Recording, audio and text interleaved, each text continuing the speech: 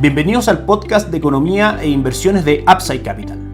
Revisaremos el rendimiento del mercado en Chile y el mundo y las principales noticias económicas y financieras que marcan la jornada.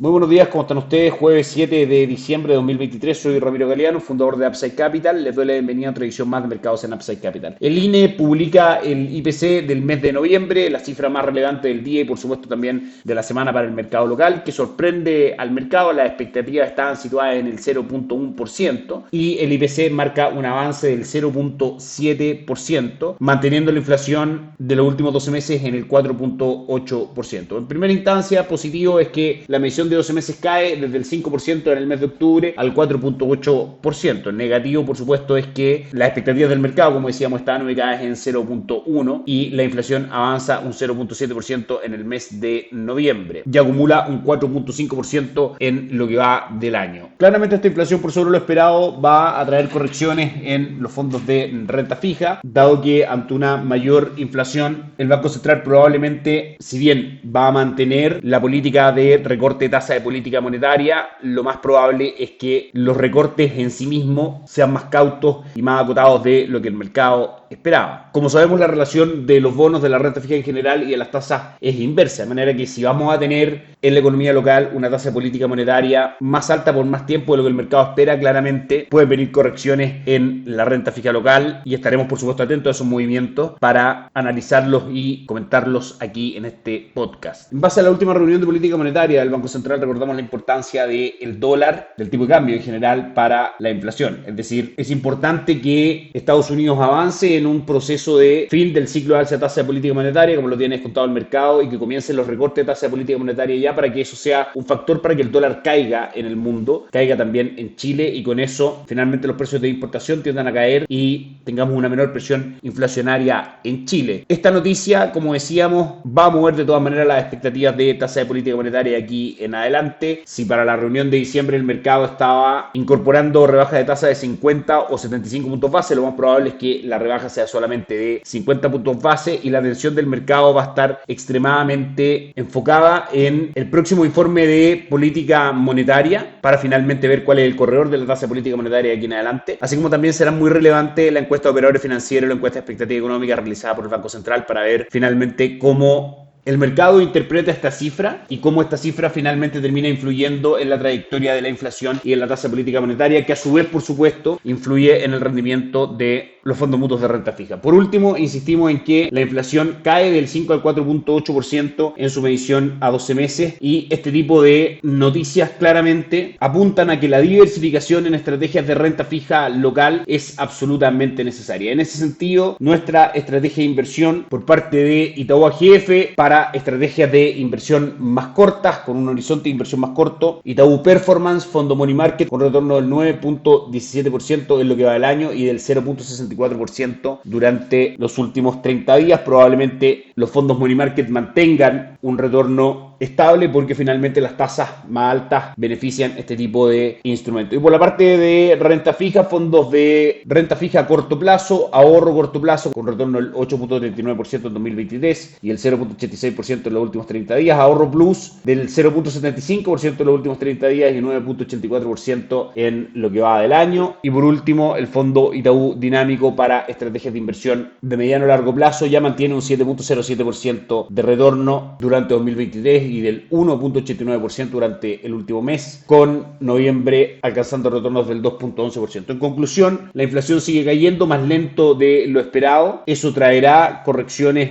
en los fondos de renta fija. Es importante mantener la diversificación y también estar conscientes de que la trayectoria de la tasa de política monetaria y la trayectoria de la inflación siguen siendo a la baja en Chile. Esas son las cuatro principales conclusiones que podemos obtener de este dato de IPC. Algunas reacciones inmediatas en el mercado: la caída presentada por el dólar en la apertura, ayer el cierre fue en 872,90, prácticamente 873, y la apertura fue en 864, en línea con claramente un peso más fortalecido por probables tasas más altas por más tiempo en la economía local. Sin embargo, el día de hoy ha mostrado una fuerza compradora y hasta ahora marca 872, subiendo durante el día aproximadamente 8 pesos. Como sabemos, los fundamentales de mediano y largo plazo para el dólar son bajistas y gráficamente hablando una ruptura de niveles de 865 y 855 ayudaría a ver al dólar con una fuerza bajista buscando precios inferiores en base, como decíamos, a una tendencia bajista que ya comenzó en octubre de 2023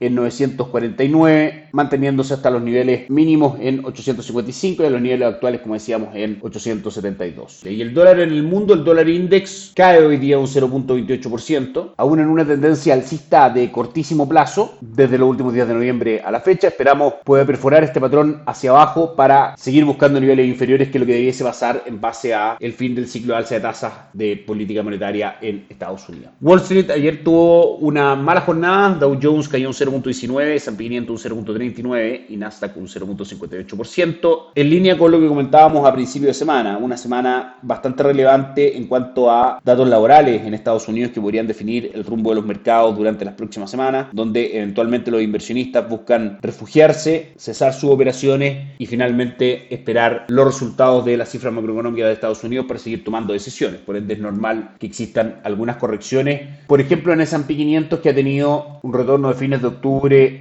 a máximos del año del 12.24%, es absolutamente normal. Días como el de ayer de correcciones bajistas entregan mejores precios para poder tomar posiciones de compra en un mercado que fundamentalmente forma parte de nuestra estrategia de inversión y es muy positivo porque se va a enfrentar a condiciones expansivas en cuanto a tasa de política monetaria, donde claramente hará que la economía tenga mayor dinamismo y eso se vea reflejado en el mayor valor de las acciones y los bonos de ese mercado. Técnicamente hablando, S&P 500 manifiesta un soporte o piso en 4.546 y por la parte superior dos niveles relevantes, 4.590 y 4.605 puntos, que mantenerse el optimismo en el mercado debería ir superando para finalmente ir a buscar máximos históricos cercanos a los 4.800 puntos. Seguimos con las cifras macroeconómicas ligadas al empleo en Estados Unidos, un factor relevante porque el 70% del Producto Interno Bruto de Estados Unidos se compone de consumo interno, de manera que las mediciones de distintas variables del empleo hablan del dinamismo que puede tener esa economía y por ende la presión inflacionaria que se pueda ejercer sobre los precios. Recordemos, el día martes, encuesta de oferta de empleo bajo lo esperado. Ayer miércoles, creación de empleo en agrícola ADP, privada, bajo lo esperado. Y el día de hoy, si bien tenemos las peticiones semanales por subsidio de desempleo por debajo de lo estimado por el mercado estaba esperando 222.000, solamente aparecen 220.000. Si uno lo ve gráficamente, claramente esta medición semanal de peticiones por subsidio de desempleo ha ido subiendo paulatinamente desde la tercera semana de septiembre a la fecha. Muestra de que el mercado laboral en Estados Unidos está siendo menos dinámico, junto con, por ejemplo, la entrega de empleo no agrícola privado, que ha marcado durante los últimos 3 meses por debajo de lo esperado por el mercado. Mañana será la cifra más relevante de la semana, creación de empleo no agrícola total, tasa de política monetaria e ingreso medido por hora, donde finalmente la lectura será de la siguiente manera. En términos generales, si los datos de empleo marcan por debajo de las estimaciones del mercado, probablemente tengamos mercados alcistas, dado que eso hablaría de un menor dinamismo de la economía y sería un factor para que la Reserva Federal tuviera en consideración comenzar a recortar la tasa de política monetaria. Por el contrario, si es que las cifras de empleo marcan por sobre lo esperado, hablaría de una economía bastante ajustada y eso sería un argumento para que la Reserva Federal mantuviese la tasa de política monetaria actual por más tiempo de lo que el mercado espera. Con todo esto vamos a revisar cómo cotizan hoy día los mercados. En Asia la jornada fue negativa, con el Nikkei 225 de Japón cayendo en 1.76, el Hansen de Hong Kong retrocediendo un 0.7 y el índice de Shanghai retrocediendo levemente un 0.09%. En Europa la jornada también fue negativa, con el DAX alemán cayendo un 0.2%, el Eurostoxx 600 perdiendo un 0.44% y el resto de las principales plazas bursátiles europeas en terreno negativo. Y por último, Estados Unidos marca hoy día una buena jornada. Dow Jones sube levemente un 0.03%, S&P 500 avanza un 0.44% y Nasdaq un 0.66%. Eso es todo por hoy, que estén muy bien, tengan un excelente fin de semana largo, nos encontramos el lunes.